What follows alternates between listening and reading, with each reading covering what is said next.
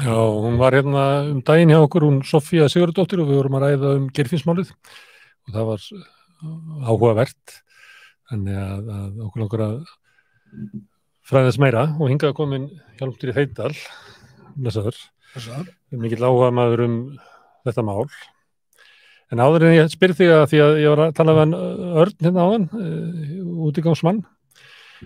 Hann sagði mér hérna, hann var í Síðumúlafangelsinu á sama tíma og Sævar og þeirra voru yfirleitur við honum.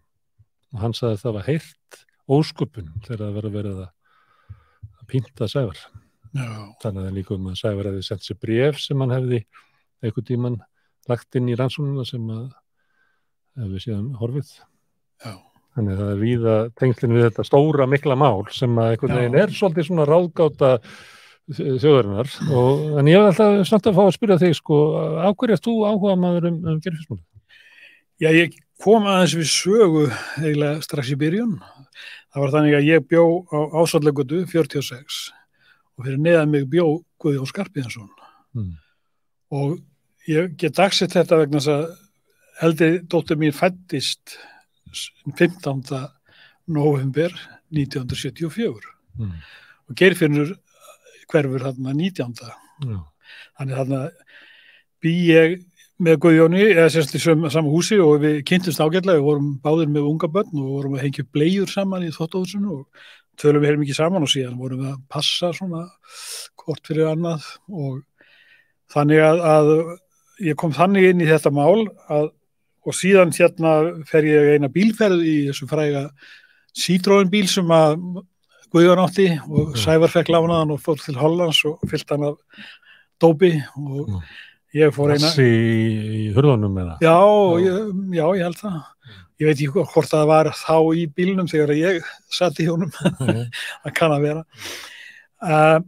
Síðan var ég kallaður inn til hans þýska rannsóknar Schultz til að spurja mig Guðjón og eitthvað, já, vegna þess að ég bjó í húsinu og þeir voru að spyrja mig semst það geðslag Guðjóns og ég gat ekki gefið honum bestu einkunn og ég man þetta ekki mjög skýrt en þetta er svona minningar. Síðan ég ekki að hugsa þetta mál frekar en hver annar þangað til að Jón Danielsson, blaðamaður og þýðandi, hann gefur út bókina Sá sem flýr undan dýri sem er Geirfinnsmálið, eða Guðmundar og Geirfinnsmálið. Og hann hringir í mig. Við þekktumst frá fyrir tíð gegnum leikfélagið Hugleik, áhuga manna leikfélag. Og hann segir við mig, ertu ekki til í að gera heimildamynd? Og ég var búin að lesa bókina og ég sá geysilega mikla möguleika á að gera góða heimildamynd og við setjumst niður og byrjum að undirbúa heimildamynd og tökum viðtöl og svona til þess að hafa eitthvað í höndunum þegar við ætlum að sækja semst fyrst handritstyrk á kvikmyndamiðstöð. Fengum hann. Síðan skrifum við handrit og vinnum meira og förum svo á fund og sækjum semst framleiðslustyrk. Þá höfum við nei. Og við vinnum eitthvað meira og rótumst í þessu og sækjum aftur og fáum aftur nei. Og mín reynsla er svo að verkefni sem að lenda í þessari rennu hjá þeim, þau eigi ekki séns. Og ég hef... Hvaða rennu er það? Já, það er einhvers konar, já, kannski eins og bara fiskurinn sem að lendir út fyrir í sjónum, þarna. Men er þetta séu pólitískt eða þetta sé einhvern veginn Ég voru náttúrulega ekki að segja mikið það, en ég sótti 9 sinnum mynd Palestínumálið, Ísrael-Palestínu, sem að titillinn var Íslandsstræti í Jerúsalem. Og ég var í 6 ára að reyna og ég fekk 9 sinnum nei. Og ég vildi ég held að það sé Íslandsmet og mér datt í huga að sækja 10. skipti. En ég settist niður og skrifaði bók í staðinn. En handritið sem þið voru að vinna í, var það tilraun til þess að komast að þennu sanna? Sko, hefur lesið bókina, Jóns? Ég man það ekki, ég er bara orðið svo götóttur, sko. Hann sest niður og sko, hann er svo mikið límheili, hann er með öll málskjölin bara í höfðun, dagsetningar og allt. Hann sest niður og skrifa bók þar sem hann rauninni tekur sig fyrir hendur að sýna fram á að það stendst ekki neitt í Guðmundarmálinu og ekki heldur í Geirfinnsmálinu. Altså rannsóknin rugl. Já, og það sem gerist sko til dæmis með Guðmundarmálið að það náttúrulega sko tilkomið þessara mála virðist vera oftast þannig að lögreglan heyrir orðróm af yfirleitt einhverjum afbrotamönnum sem eru bæði að reyna að kaupa sér smá velvild hjá löggunni og eru í nöp við Sævar.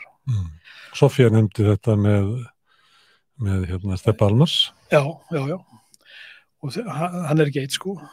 Þannig að það er svona orðrómur sem fer af stað og lögreglan eins og við þekkjum þá byrja þeir svona að spyrja hægt og rólega Erlu og þannig búa þeir til Geirfinnsmálið en lýsingarnar eru sko þannig að þetta er saga sem að þeir eru dæmd samkvæmt en eins og Jón gerir, hann fer að skoða allt í kringum þetta og þau eiga að hafa lent í slagsmálum þeir við Guðmund og drepið hann, svona alltaf því óvart farið með líkið út í Hafnarfjarðarhraun og hulsa það þar. Nú, þegar að þeir skoða aðstæðurnar þarna í Hafnarfirði þetta kvöld og það eru til vitnisburður til þessi leigubílstjóra, það er allt ófært innanbæjar og þeir eiga að vera Volkswagen sem að vera reyndar í fyrstu frásögnum vera Toyota bíl en svo það í endanlegu útgáfunni þá það Volkswagen sem að á að fara út í Hafnarfjarðarhraun í snjó og það er náttúrulega gjörsamlega útilokað. Síðan eru vitnisburður sem koma fram miklu seinna sko í fólki sem býr í næsta húsi við Hamarsbrautina þar sem allt þetta átt að gerast. Og þau eru vakandi þetta leyti sem allir þessir atburðir eiga að vera vegna þess að þau rákuðu Alþýðuhúsið og var að gera upp klukkan 4 nóttina hvað það var. Og þau bara verði ekki vörð neitt. Fólkið á efri hæðinni í þessu Hamarshús í Hamarsbrautinni það heyri ekki neitt. Samt sko trégólf á milli og það er ekki brjálað veður. Og ég segi það var ófært. Leigubílstjóri. Það heyrir ekki neitt í næsta húsi því það... Nei, það var ekki vindur, það var snjókoma. Það var snjókoma. Já. Nú allavega þá líka annað sko að því að þau töluðum hvað væri hljóðbært þetta svona lokuð gata þessi Hamarsbrauta hluta að þau heyra alltaf í allri umferð. Og samkvæmt niðurstöðu dómsins og þessari sögu sem þau eru dæmd samkvæmt þá kemur hver bílinn á hættur öðrum þarna inn þennan botlanga. Það er fyrst sko Erla með vinkonu sinni, svo kemur Sævar á leigubíl og svo kemur Albert á Volkswagen eða Toyota og hann fer aftur og svo kemur hann aftur og svo faraði með líkið og svo koma þær aftur og það er ekki til einasta vitni og það er náttúrulega í öllu málinu alltaf það er ekki bara að þið skorti sko líkin, það er ekkit vitni til. Og til dæmis þegar að þau eiga að hafa verið að þvælast með líkið af Geirfinni frá Keflavík gegnum til Reykjavíkur, það faraði ekki með út í Hraun, svo hefði náttúrulega, þá voru þau búin að samkvæmt sögunni búin að fara með annað lík þangað, þau fara með það og geyma það í þvottahúsi í Fjölubýlshúsi á Grettisgötu. Og þau keyra inn í bæinn, það er svona kallar öskustígar að þessum gömlu stöðum, svona stígar á milli húsana og byggt alveg hringir í kring, að þau koma með líkið og ég fór þarna inn og ég kvikmyndaði svona hringinn, það var svona partur af þessari kvikmynda undirbúningi kvikmyndarinnar og það eru... Hringleikahús. Já, það er bara allstaðar gluggar, það eru sko svona 80 gluggar sem einhver hefði mögulega getað séð þau og svo sækja þau líkið og þá var aftur þessi möguleiki að þessi alveg endalaus vitni. Þetta var nefnilega, sko, ég man ekki alveg klukkan hvað var en allavega önnur ferðin var ekkert mjög seint, sko. Og svo er ekkert sem segir manni að það hafi verið gengið í hús og spurt. Og eina... Ykkur hafi séð. Já, þeir hefur séð menn verið að burðast með eitthvað og það geta þá sagt frá því og þá væri það komið líkur á því að einhver hefði verið að gera eitthvað. Heldur að löggan hafi ekki að trúa því að neitt hafi séð neitt? Verður þess að það gerði ekki neitt? Ég hef trú á því að þeir hafi hreinlega búið til, sko eins og stendur í skýrslu nefndarinnar sem hann Ögmundur skipaði 2011.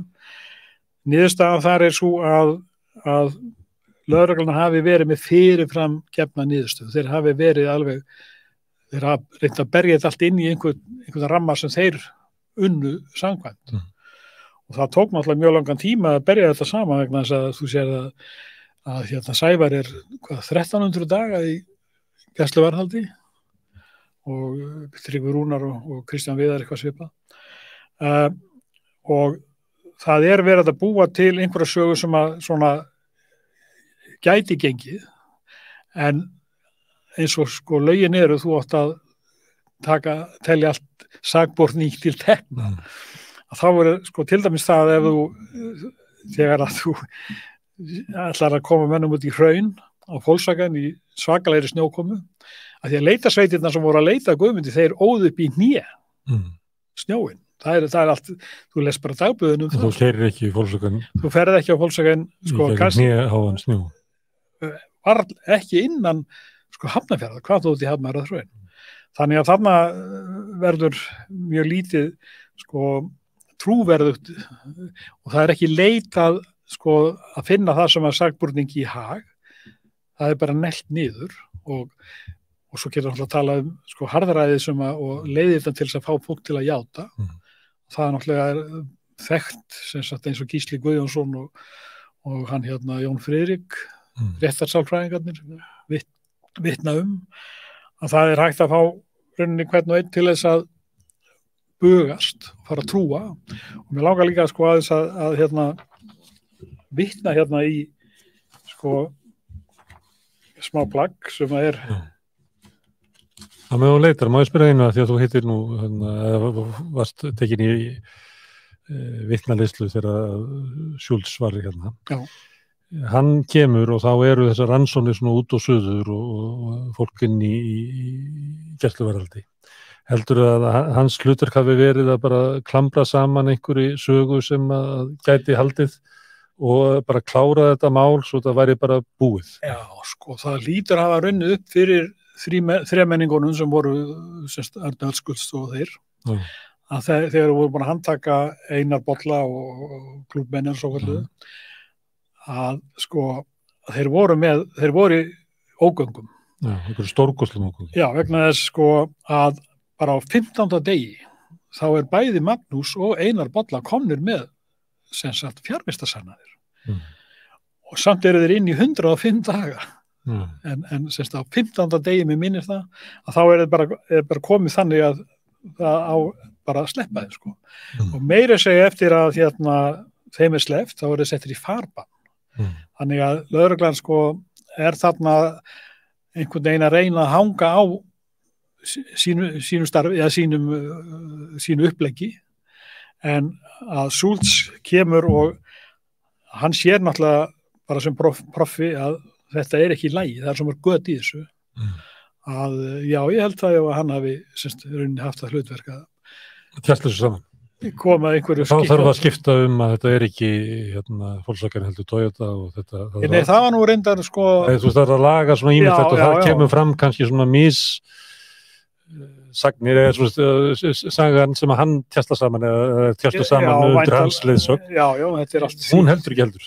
Hún bara Nei, og hann sko ekki trættu við að láta falsa sko eins og ökuferðin til Keflavíkur ef við förum strax í hana þá sem sagt að þá eru þau búin að rannsóknarlögreglan búin að finna það út að þau hafi farið til Keflavíkur þennan dag, þessum tíma og hitt Geirfinn og gert þetta og allt það.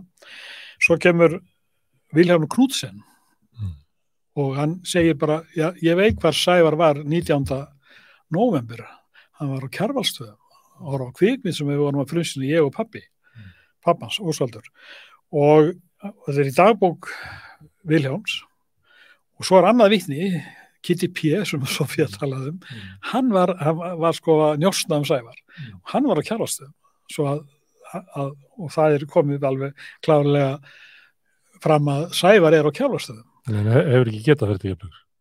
Já, sko, það eru tímasetta sýningar og og hann kom seint á fyrstu sýningu, svo hann fer sennilega á aðra sýningu og hvernig sem og síðan hann tala við Ósvald og Vilhjálm, hann með mömmu sinni og Erlu og hvernig sem að þú reynir að koma honum af Kjarvalsstöðum yfir til Keflavíkur, þá verður að finna semst einhvern byrjunarpunkt, einhvern tíma og samkvæmt því sem að rauninni hægt að sjá á þessu sem að liggur fyrir, þá hefði hann aldrei getað farið af stað fyrir en sem sagt, ég man ekki alveg tímasetninguna og farið til Keflavíkur og fyrst fyrir hann sko með mömmu sinni heim í Breiðholt, svo sækir hann alla samverkamennina, Guðjón og Kristján Viðar og einhvern enn og allt þetta þarf að gera og lögreglan sem sagt fer sömu leið með skeiðklukku en til þess að það nái þá fara þeir cirka 20 mínútum fyrr af stað frá Kjarvalsstöðum heldur en að Sævar hefði eiginlega átt séns á að gera. Síðan það til dæmis eins og Jón Daníelsson sýnir vel hann með sko mælingu lögreglunar og Sævar til dæmis keyrir þar sem ég bjó, hann ætlar að sækja Guðjón og þá Guðjón ekki heima. Hann staddur á vini sínum út á Lambast, hvað heitir það í Skerjafirðinum? Það hús. Lambægi. Já, stakt hús. Hann keyrir þangað og sækir síðan Guðjón, en til þess þá þarf hann náttúrulega fyrst að stoppa bílinn, labba upp tröppunar, banka og býða þegar einhver komi og svo kemur Guðjón. Það 0 sekúndur sem í skýrslu lögreglunar. Speedy Gonzales. Já, og þeir eru bara geislaðir á milli. Sko. Landpóll, geti húsið. Landpóll, já. Og síðan segja þeir sko í skýrslunni að þeir hafa ekki fylgst með hraðamælum og þeir eru á Volvo, lögreglu Volvo. Sævar á samkvæmt söguna að verið á bjöllu, Volkswagen bjöllu og það vegna þess að það til annað vitnisburður maður sem var að keyra nákvæmlega sama tíma sömuleið að það var sem sagt ekki skotfæri, það var jafnvel hálka og þá ertu ekki að keyra og hratt en lögreglan gerði ráð fyrir því að Sævar hafi verið að flýta sér vegna þess að þeir hefði verið orðnir að seinir á stefnumótið nema það að þegar þetta allt skoðað þá stenst ekki þessi mæling en hún látin standa það gerði það vísu einn af lögfræðingum sakborningana, hann gerði athugasemdir við þetta en það fór ekkert lengra svo þannig eitt stórt atriði sko, sem segir manni sko, ok, fóruðu til Keflavíkur var þessi ferð einhvern tíðan farin og svo kemur annað sko, þegar að Sævar heyrir þetta með að Vilhjálmur Knudsen segir, þú varst á Kjarvalsstöðum þá rifjast upp fyrir Sævari hann fór að heim til mömmu sinnar af því að hún var með honum og hann horfði á sjónvarpið og hann segir frá kvikmynd sem er svona fréttamagasín og ef maður skoða sjónvarpsdagskrána frá þessum tíma þá sérðu bara að Sonja Diego með hálftíma fréttamagasín, alls konar erlenda fréttir og Sævar lýsir einni myndinni og það var svindl franskra vínbænda þannig bara blanda einhver í vínið og hann kann muna þetta og sagt frá þessu og hann engin tímaflakk eða Vaffa-S eða neitt, hann bara ef hann að sjá þetta þá hann að horfa á þessum tíma og síðan líða 40 ár náttúrulega dómararnir eða rannsóknarlögreglumennir hefðu átt að stökkva upp í sjónvarp fá smá svona upplýsingar hvað var verið að sýna það ekki gert 40 árum seinna fer Jón Daníelsson uppbyttir þar þessi miði til og þar French Winegate sem sem sagt að Watergate allt svona svindlmál fengur þessa endingu og Sævar lýsir hann alltaf getur ekki munað þetta upp á punkt og prikk sko, en hann man þetta nógu mikið til þess að hann veit hvað svona var þetta fjallum og það bara 40 árum seinna sem að Sævar, sem að Jón Daníelsson finnur þennan miða og við erum búin að finna þessa mynd líka og við erum með eintak af henni svo þarna Hvenær var verið að sýna hana á sama tíma og hann átti að vera bara komin í dráttarplötuna? Já, það bara klukkan 11 á þetta kvöld sem hann á að vera í Keflavík sko. og þannig þetta eru rosalega stóra atriði sko, sem að En raunverulega þegar að málið er endurtekið og saksóknari skoðar málin, þá fer hann fram á sýknu. Þannig að hann er ekki með neitt í höndunum til þess að... Þú ert að vinna 2018? Já, 2018. Já. Þannig að það er eiginlega búið að viðurkenna það að þessi rannsókn er rugl. Það er ekki að byggja ákæru á þessu rannsókn. Já, sko. Það er bara viðurkennt. Hins vegar er ekki verið er ekki lítið svo á að rannsókn þess virði eins og Soffía var að tala það sé verið að rannsaka rannsóknina þar sem að hún hafi valdið svo miklum harmi eyðilegt líf fjölda manna, ekki bara fjórmenningana, heldur allra sem voru dæmdir og erlu. Rannsóða það, akkur er ekki kannað hvað varð til þess að þessi rannsókn fór þangað sem hún fór og hafði þessar ömurlegu afleiðingar. Og svo af hverju þú ert að segja að sagan hafi verið mótuð og þá það þýðir líklega að Erla er fengin með einhverju ráðum til þess að segja sögu og meðal annars benda sök á þá menn sem að lögreglan hafi haft í siktinu áður og sem að voru sett í saklausir í gæsluvarðhald. Já. Það er alveg sko, Magnús Leópoldsson náttúrulega er strax kallaður til út af leirmyndinni og þannig hans nafni strax kom inn í þetta og síðan eru náttúrulega vitað með þetta klúbbmál að Kitty P og Haukur voru sem sagt búnir að vera á höttunum eftir klúbbönnum og allt þetta máli kringum mafíu skrifin í Vísi og allt svo saga sem að þið voru að tala síðast. En sko Soffía, hún er búin að rannsaka, hún er að leita að Geirfinni. Okkar kvikmynd og okkar nálgun hefur ekkert með Geirfinn að gera í sjálfu sér. Það er ekki þetta að finna. Nei, þeir eru ekki að rannsóknina. Við erum bara að skoða glæpinn sem var alvöru glæpur. Sem var rannsóknin. Sem er rannsóknin. Þess vegna var ég að spyrja, hún hefur ekki verið rannsókn. Nei, það er eini aðilinn sem glæpamál. Nei, sko, eini aðilinn sem hefur skoðað málið, dálítið íþarlega. Það er nefndin sem að Ögmundur skipaði og skilaði af sér 2013.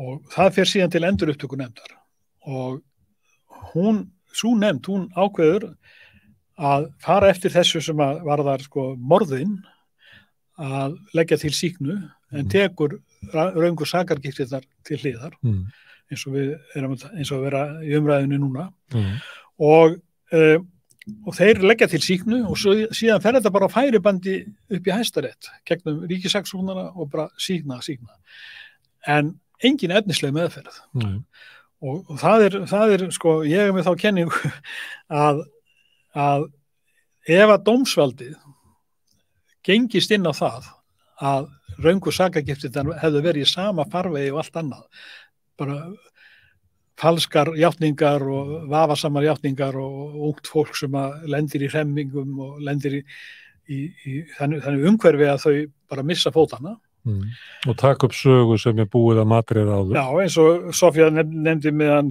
mannin sem að Guðmundur sem að bjóð til söguna sko, sem var svo kallað fyllirisöfl.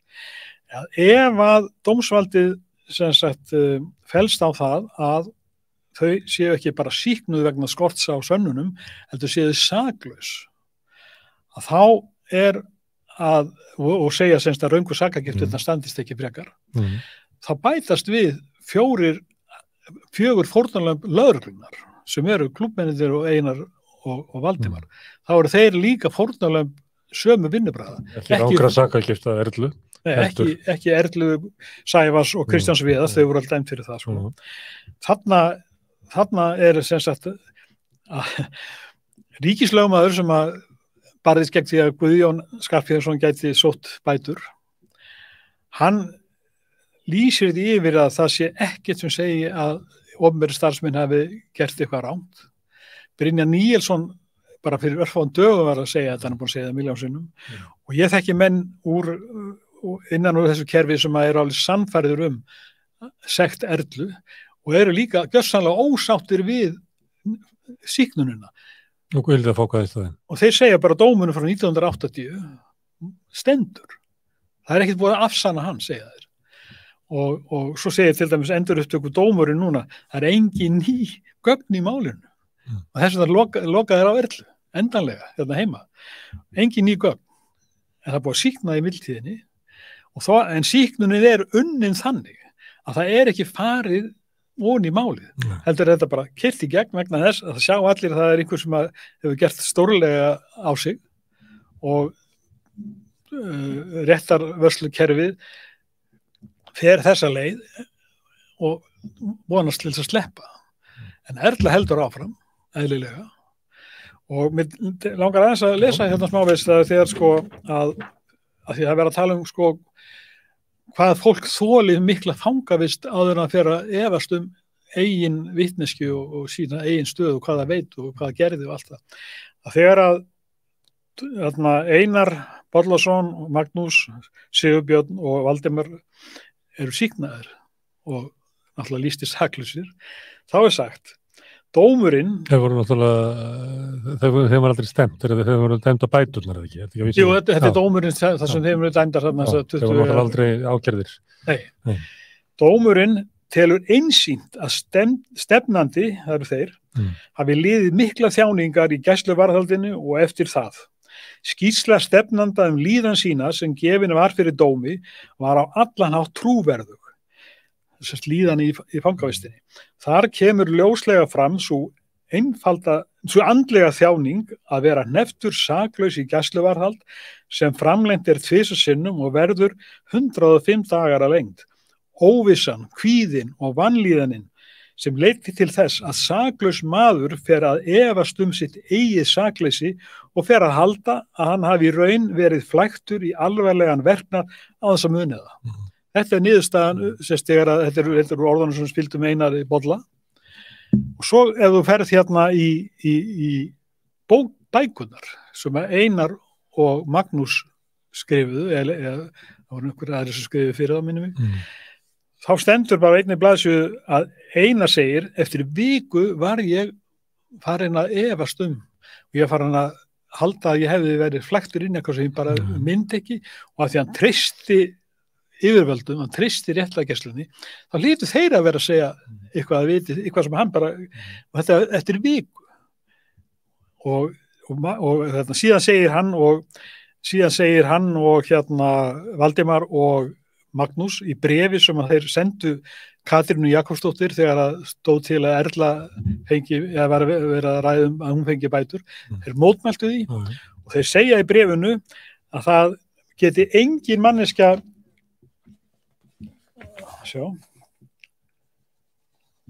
þeir segja sem sagt að aldrei hafi þeim komið í hug að játa á sig afbrot sem þeir höfðu ekki framið og draga í efa að fólk almennt sé tilbúið til slíkra falskra játninga þó að það siti í gæsluvarðhaldi. Þetta segja þeir í brefinu nýlegu.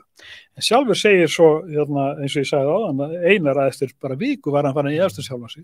Og svo segir það líka í þessu sama brefi, þessu nýja brefi, að lögreglan hafi ekki reynt að stýra þeim með neinum hætti. En í bókinas Magnúsar Leópoldsson bara alveg langur kafli, þar sem hann lýsir því í eitt skipti bauð Sigurbjörn Víðir mér samning, hann taldi sig hafa umboð til að bjóða mér 2 ár á Litlahrauni ef ég játaði strax. Og samt segir í brefinu að lögreglan, og það miklu fleiri lýsingar af því hvernig lögreglan reyna að brjóta niður, en hann stóðst það, hann fór ekki að efast sig. En í dómnum, sem sagt, úrskurðinum þegar að þeir eru frjálsir endanlega að fá bæturnar, þá bara sérstakur kafli það að menn get ekki staðist svona, þeir fara að efast sína eigin sekt eða sakleysi. Og hvað þá með Sævar og þau sem og eins og þú varst að lýsa á þann frá viðtalinu við hann gamla mannin hérna, að hann heyrði pyntingarnar og það líka til, eins og hann heitir ekki Jón Bjarman, presturinn og nokkri fangaverðir, minnst einn eða 2 og þetta er allt vitað að þau lenda bara í Hakkavel. Og Einar Bollason og Magnús þeir lenda í sömu Hakkavel. Þetta bara strik yfir það vegna þess að einhverjum ástæðum þá eru þeir svo sannfærðir að Erla, þetta sé allt komið frá Erlu. En svo langar mig aðeins að líka að því að lögreglan að þegar þeir eru búin að ákveða þetta hafi allt gerst í Dráttarbrautinni, 19. november 1974, að þá eru þeir að reyna að púsla sem sagt atburðin, eða púsla saman atburðum, og það stendur í einni skýrslunni að þarna að lögreglan leggur fyrir Sævar og Erlu og þau myndir af 16 eða 17 mönnum sem að, svo stendur það orðið rétt, sem lögreglan telur líklegt að hafi verið í Þróttabrautinni. 16 og 17. Já, og svo hérna... Þið veit ekki líklegt að það séu 16 og 17 manns í Þróttabrautinni. Það er alltaf sérstök samkoma. En hverjir eru þetta? Þetta eru svona menn sem eru, sko, það eru flestir þeirra eru tengdir eitthvað þessar svo kallu ávísunarkeðju sem var í gangi, frægar ávísunarkeðju. Já. Rósavall Arngrímsson. Já, og svo er það klúbbmenn og menn sem tengjast veitingabransanum mikið og ýmsir þekktir. Gulli Karnabæ sem að aldrei drakk vín á þeim tíma, hann var mágur minn sko, þannig ég þekkti hann vel. Og lögreglan sýnir þeim þessar myndir og er að reyna að fá þau til þess að benda á einhverja. Og þau kunnast til dæmis ekkert við Sigurbjörn Eiríksson, aldrei séðan, en þetta er svona hluti af þessu að það er verið að fiska. Hvaðan kemur þetta fram að þeim hafa verið sýnt að þessa? Það er í skýrslunum. Það er í yfirherslublöggunum. Þannig er Ásgeir Hannes Eiríksson. Já, pulsursali. Þannig að þetta er svona... stjarnfræðilegt. Já, þetta er hreint ótrúlega hluti, sko. Ok, en hérna í málinu, og finnast ekki lík. Engin lík. Engin vitni. Engin vitni. Og eiginlega ekkert mótíf heldur. Því það er einhvern veginn verður svo skrítið að Guðmundur er það bara óvart og svo er þessi spírasaga verður eitthvað svo stórkostleg. Já. En í rannsókninni, þar eru fórnarlömbin til og aðferðinar eru þekktar. Já. Ekki morðvopni undir segja, en aðferðinar eru þekktar. Hvert er mótífið? Hjá lögreglunni? Já. Ég held að frummótífið sé tengt spíramálinu.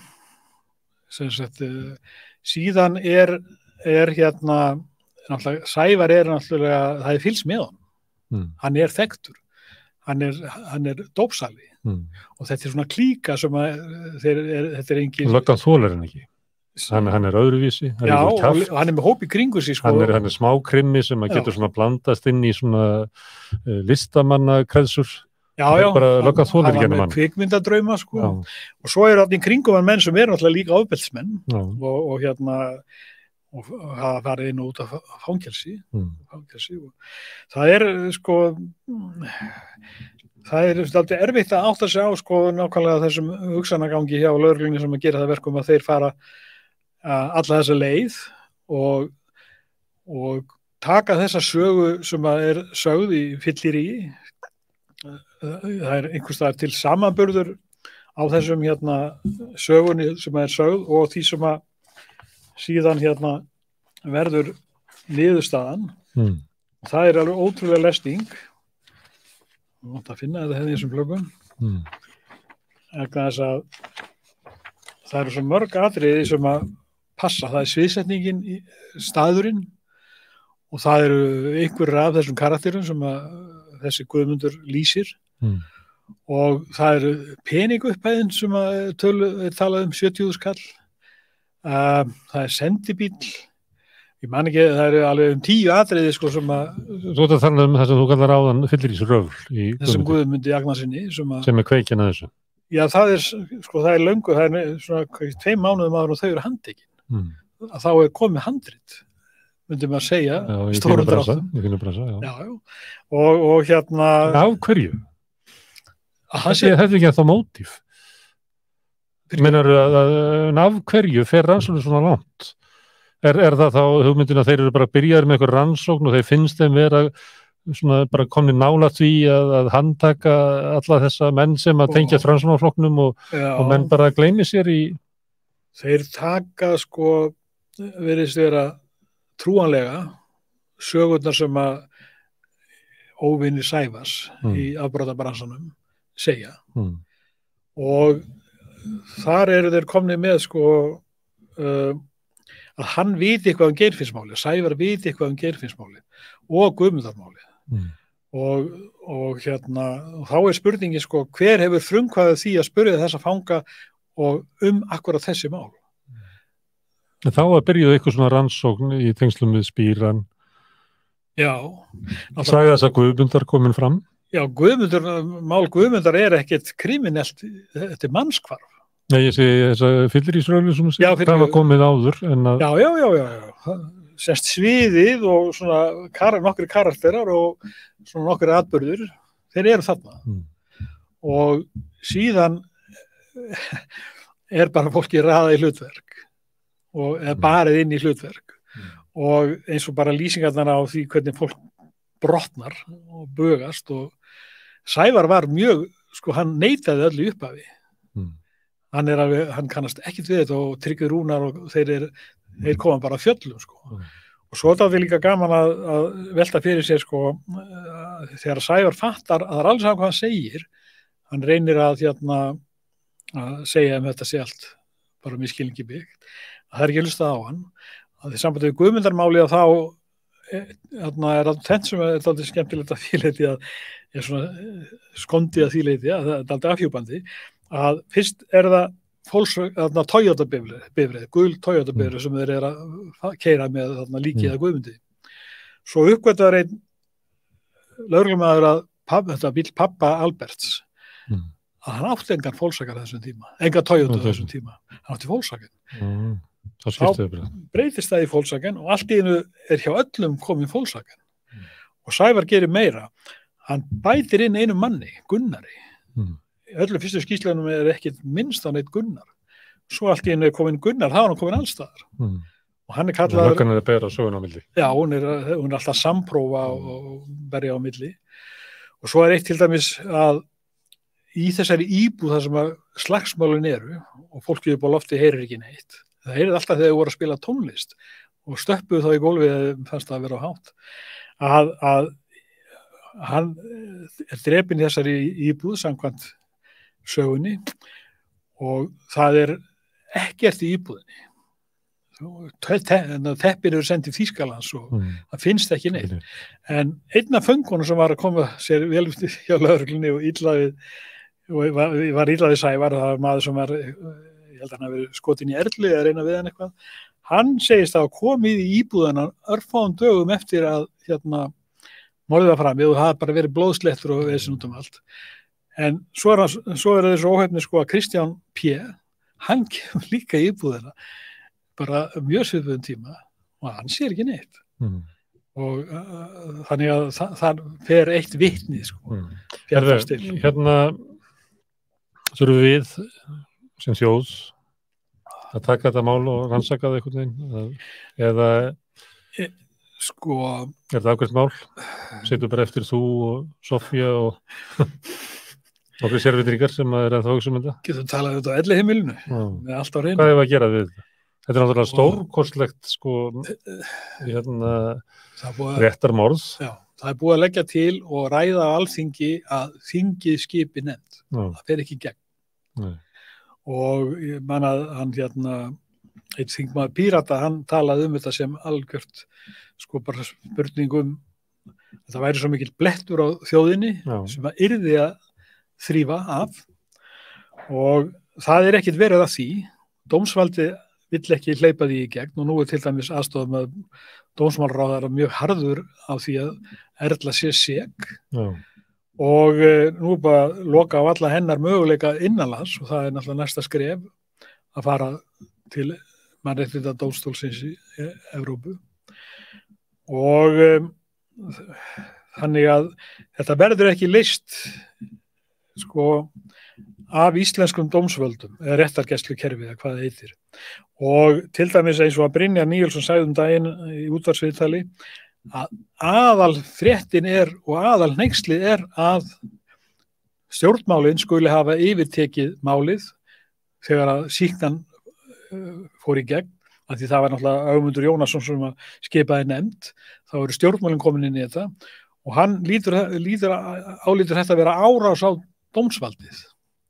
Þannig það eru mjög harðar meiningar þeim megin að þetta og þá náttúrulega hann og fleiri þegar öll samferðum að dómurinn frá 1980 hann standi eins og ríkislögmaður hefur sagt og svo alltaf eins og líka þessi niðurstaða endur upptöku dómstólsins það verið tekið sérstaklega fram að það sé ekki hægt að finna neitt að vinnubrögðum opinbera starfsmanni í þessu máli ríkislögmaður sagði þetta og þetta líka í endur upptöku nefndar álitinu það allir að hamast á því að það sé ekki nein það það fyrir að verði eitthvað rannsókn á því Já. Ég manna In the Name of the Father bíómynd sem að vera gerð sýnt 93-94 svona ég held að flestir Íslendingar sem hafa setið undir þeirri mynd hafi upplifað þetta væri eiginlega næstu eins og gerðismálið það sem eru teknir svona smákrimmar eru teknir inn í einhverja maskínu sem er einhver stemming hjá lögreglunni þarna á þessum tíma ótti við hryðjuverk hérna var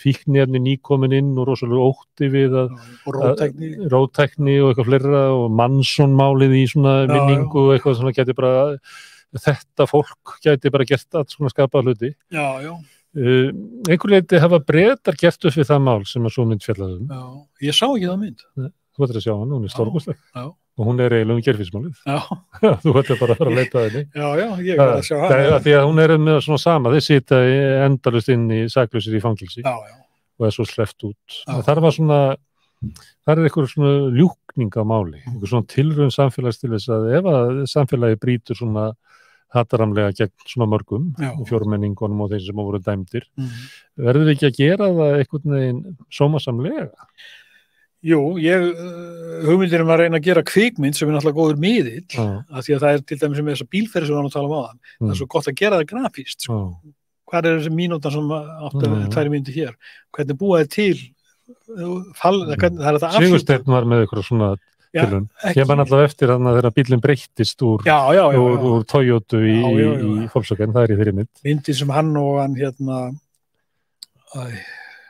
kvikmyndagerðarmaður Magnús Svo reyndi við að Víkingsson að gera mynd sem að strandaði hann gerði það er búið að skrifa 11 bækur og 5 kvikmyndir og sjónvarpsþætti þetta mál þannig þetta er eitthvað mál og hver bókin og hættur annari er með atriði sem sagt eru mjög athugunar verð og bara strax fyrsta bókin er þetta eftir hann Þorsteinn Antonsson svo kemur hann Stefán Unnsteins með statuðistrákur